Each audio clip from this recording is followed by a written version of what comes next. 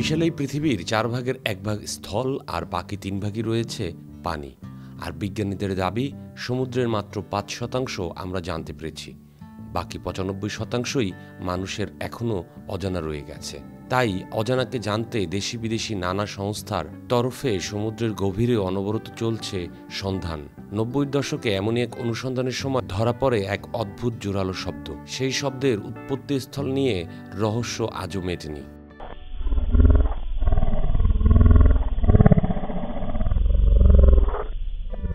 1997 সালে আমেরিকার একটি সংস্থা নোয়া প্রশান্ত মহাসাগরের দক্ষিণে স্তন্যপায়ী প্রাণীদের উপর গবেষণা করতে সন্ধানে নামে।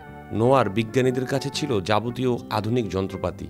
প্রশান্ত মহাসাগরের দক্ষিণে স্তন্যপায়ী প্রাণীরা বিচিত্র কেমন, তাদের গতি প্রকৃতি কী রকম, এসব নিয়েই মূলত গবেষণা করতে চেয়েছিলেন বিজ্ঞানীরা। হঠাৎ তাদের কাছে থাকা হাইড্রোফোন নামক বিশেষ যন্ত্রে ধরা পড়ে এক অদ্ভুত শব্দের। ঘটনাস্থলে উপস্থিত বিজ্ঞানীদের মতে সমুদ্রের তলে প্রাণীর মতো নীলতিমির শব্দ সবচেয়ে জোরালো। তারা যে শব্দ শুনতে পেরেছিলেন তার আওয়াজ নীলতিমির শব্দের চেয়েও বহু গুণ বেশি।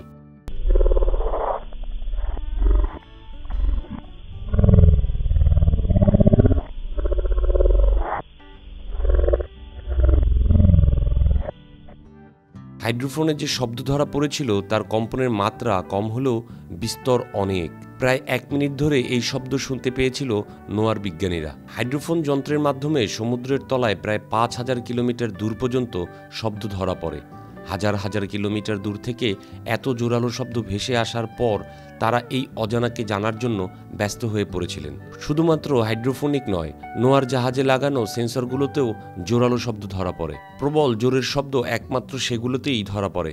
সেন্সরে শব্দ ধরা পড়া মাত্রই অবাক হয়ে যান বিজ্ঞানীরা। কোনো অজানা প্রাণী যদি এই শব্দ করে থাকে তাহলে তার আকার নীলতিমির চেয়েও 3 গুণ বেশি হওয়ার সম্ভাবনা রয়েছে। কিন্তু এই বিশাল আকার প্রাণী সমুদ্রের তলায় রয়েছে তা যেন কল্পনাই করা যায় না।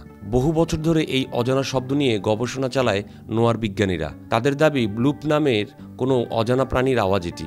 2012 সালে নিউজিল্যান্ডের সমুদ্র সৈকত থেকে নীলতিমির এক নয়া প্রজাতির সন্ধান মেলে। বিজ্ঞানীদের একাংশের দাবি সমুদ্রের তলায় এখনও বহু অজানা প্রাণী রয়েছে যাদের সম্পর্কে কিছুই জানা যায়নি। তবে বিজ্ঞানীদের অধিকাংশই এই শব্দের উৎস সম্পর্কে অন্যরকম তথ্য দিয়েছেন। তাদের দাবি জোরালো শব্দটি আসলে হিমবাহের শব্দ।